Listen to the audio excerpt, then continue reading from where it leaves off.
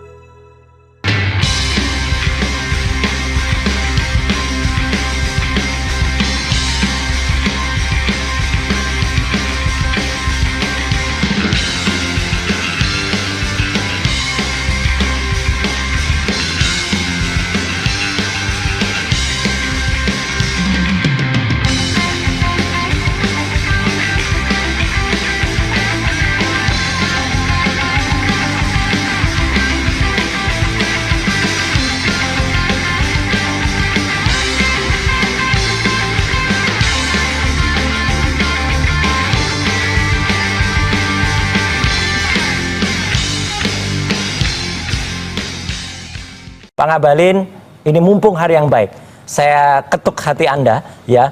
Adakah bersedia bersaksi di bawah Al-Quran bahwa tuduhan Anda saya menerima dana besar itu benar atau tidak? Saya berani bersumpah di bawah Al-Quran bahwa itu tidak benar sama sekali. Itu bohong, Bang Ngabalin. Oke, Bang Ngabalin, responnya gimana tuh? Nanti putar ulang semua podcastnya, kemudian dengar baik-baik, pakai hati, pakai pikiran dengan teduh, bahwa proses tuduhan terhadap Jokowi 10 tahun dengan ijazah palsu itu, berapa biaya yang digunakan? Itu dana besar kan, Mas? Karena itulah begitu. Nah, inilah yang terakhir oleh Direktorat Tindak Pidana Barreskrim Mabes Polri, Direktur Tindak Pidana Umumnya, Brigjen Pol Johandani Raharjapuro, waktu mengumumkan hasil tes laboratorium forensik Mabes Polri, menyatakan hasilnya identik dan penyelidikannya itu dihentikan. Nah, terhadap penghentian penyelidikan inilah kemudian tim pembela ulama dan aktivis, ya, pada 26 Mei 2025 itu mengajukan surat ke Biro Pengawas Penyidikan Barreskrim Mabes Polri, yang nanti akan ada penjelasan lanjutan oleh Sekjen TPUA, ini Bang Azamkan. Dan artinya kasus itu meskipun dinyatakan selesai atau dihentikan oleh Barreskrim Mabes Polri, tapi oleh TPUA belum tuntas karena harus ada proses gelar perkara khusus sebagaimana diatur dalam ketentuan pasal 31 junto pasal 33 Peraturan Kapolri nomor 6 tahun 2019. Ini yang harus ditindaklanjuti oleh institusi kepolisian. Kenapa? Karena kalau kami dilibatkan dalam prosesnya, maka kami bertanggung jawab atas hasilnya. Berbeda dengan apa yang selama ini dilakukan oleh Barreskrim, mereka melakukan proses sendiri, tidak melibatkan kami, tidak juga kami bisa memastikan apakah yang disebut identik benar-benar perbandingan antara ijazah saudara Joko Widodo dengan ijazah lain yang benar-benar asli. Itu kami tidak bisa menjamin. Sehingga saat pengumuman yang disampaikan oleh Barreskrim Mabes Polri, kami memang menyampaikan penolakan. Kenapa? Karena prosesnya tidak transparan, jadi hasilnya tidak kredibel dan tidak akuntabel. Itu yang berkali-kali kami sampaikan, bahwa keraguan atau yang kami sanksikan bukan terkait peralatan, bukan terkait teknologi, bukan terkait materi, tapi terkait ya kredibilitas dan reputasi institusi Polri. Mohon maaf, saya harus spill kasus Brigadir Joshua Huta Barat yang sebelumnya dirilis oleh Barreskrim Mabes Polri sebagai kasus tembak menembak, Ternyata setelah ada reka ulang, otopsi ulang oleh institusi di luar institusi Polri, hasilnya apa? Ternyata pembunuhan polisi oleh polisinya polisi, yakni Verdi Sambo. Makanya nggak bisa kita diamkan, kita libas yang kayak gini. Ya, ketidakadilan itu harus kita libas. Dan kami belajar dari itu wajar, bukan hanya kami, tentu publik, rakyat juga wajar. Jika ingin ada transparansi, akuntabilitas dari prosesnya, sehingga kredibilitas dari hasil penyelidikan Barreskrim Mabes Polri itu bisa dipertanggungjawabkan, bukan hanya oleh Barreskrim, juga kita ikut bertanggung jawab. Hari ini kami tegaskan, kami menyatakan tidak ikut bertanggung jawab karena prosesnya tidak pernah dilibatkan.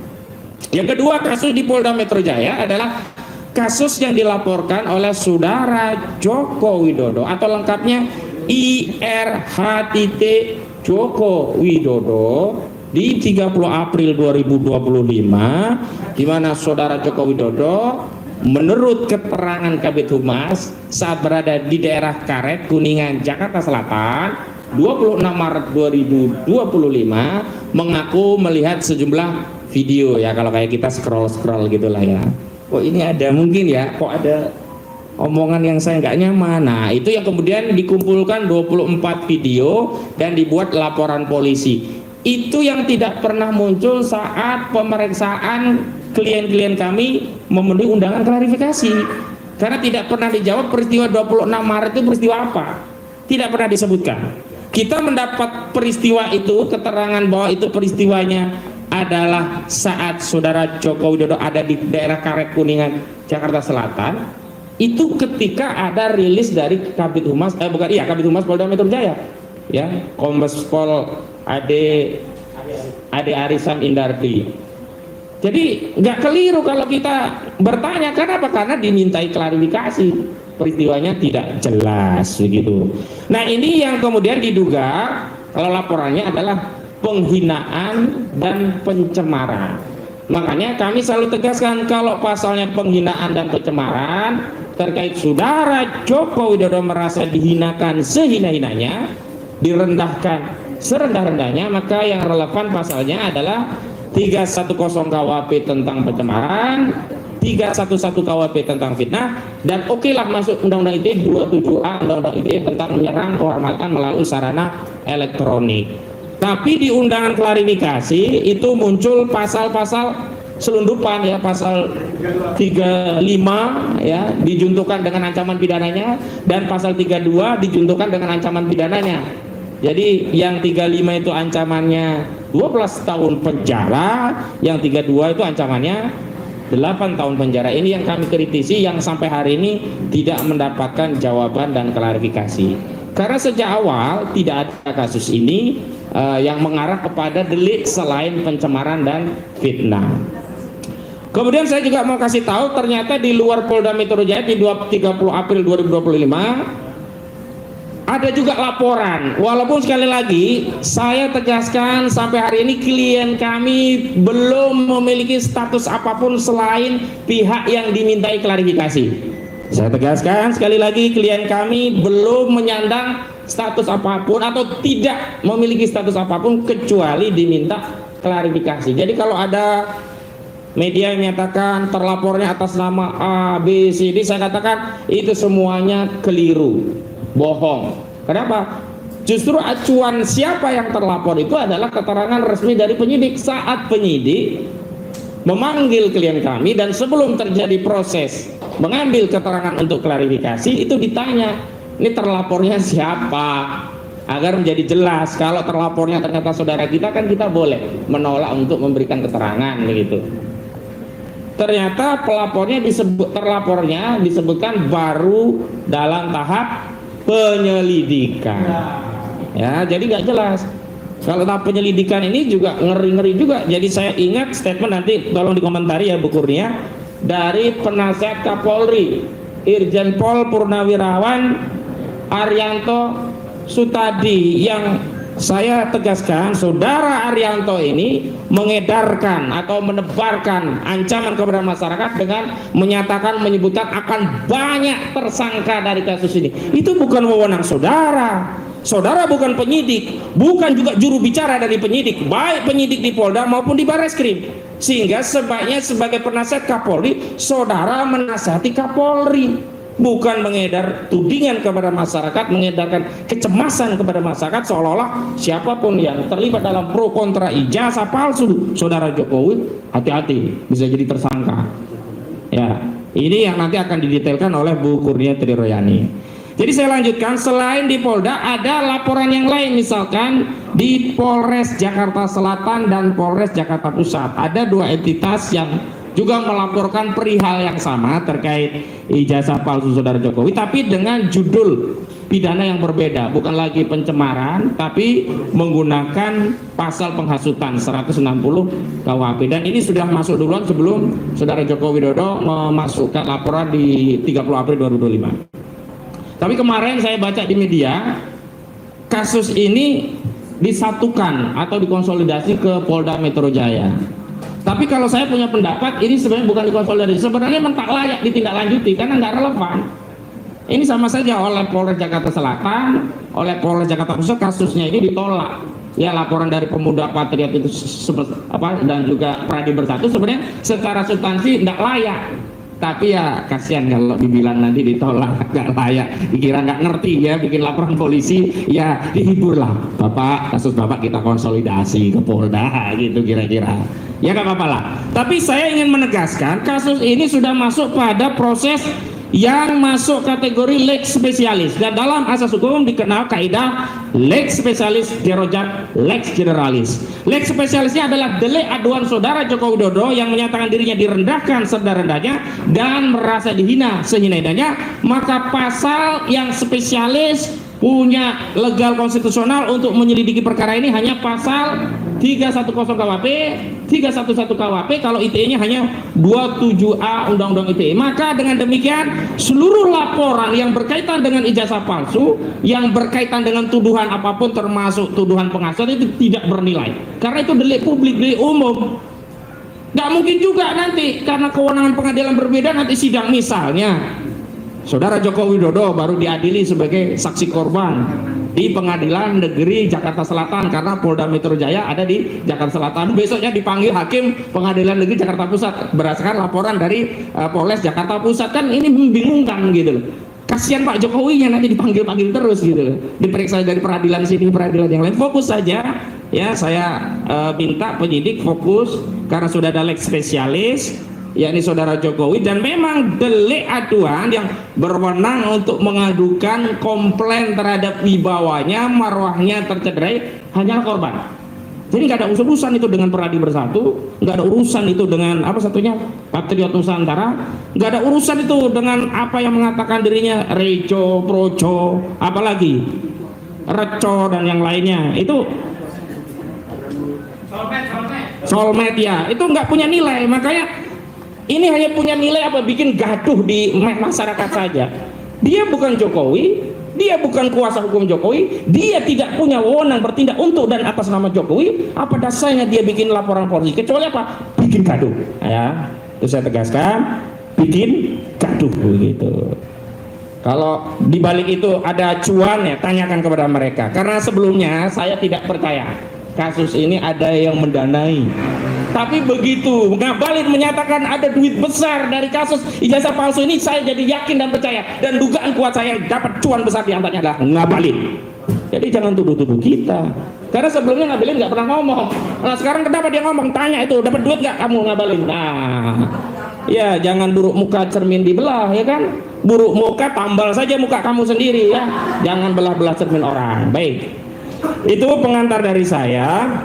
Baik, untuk menyingkat maka kita akan coba masuk ke substansi, tapi sekali lagi saya ingin tegaskan apa yang terjadi di Barreskrim berbeda dengan apa yang di Polda, maka bukti-bukti proses yang ada di Barreskrim tidak bisa dianalisa dan digunakan untuk memproses laporan saudara Joko Widodo, karena dua institusi ini menyatakan hal yang sama.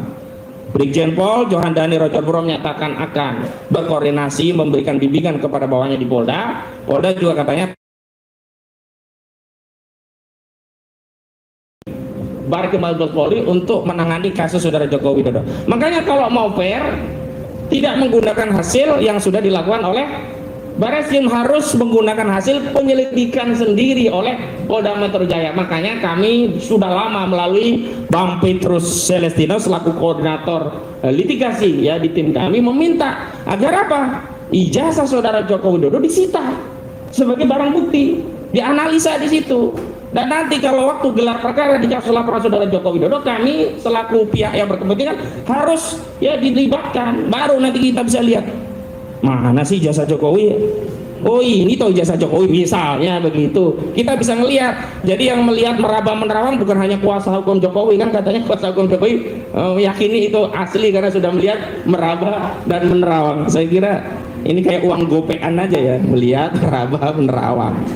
Jadi metode meyakini ijazah itu asli disamakan dengan metode ngecek uang itu asli atau palsu gitu. Jadi itu kami menyatakan menolak hasil dari Barreskrim digunakan untuk proses di Polda Metro Jaya karena berbeda. Di Barreskrim itu awalnya Dumas, laporan informasi ditindaklanjuti dengan klarifikasi. Di Polda Metro Jaya langsung LP Pro Justisia ditindaklanjuti dengan surat perintah penyelidikan, dan terakhir ditindaklanjuti dengan mengundang sejumlah pihak untuk melakukan klarifikasi. Ada satu contoh ya yang saya unggah dalam artikel adalah kasusnya Setia Novanto. Awalnya kan dia ditetapkan tersangka berdasarkan sprindik pihak lainnya, keterangan saksi lainnya. Nggak bisa, karena apa? Kasus orang itu ya satu-satu, nggak bisa berkas satunya dipakai berkas orang lain, nggak bisa. Akhirnya kan waktu itu diperadilankan dan batal, terus diterbitkan sprindik baru. Saya tidak mau menyatakan nanti akan kami peradilan, itu hal yang lain. Tapi sebenarnya kita ini sebenarnya kita seluruh rakyat pengen transparansi, pengen segera masalah ini selesai. Jenuh ngomongin jasa palsu terus terang, nggak dapat duit kita ini. Jangan dibilang ngabelin kita ini pore-pore, kalau ngabalin dugaan kuat saya dapat ya duit ya. Iya.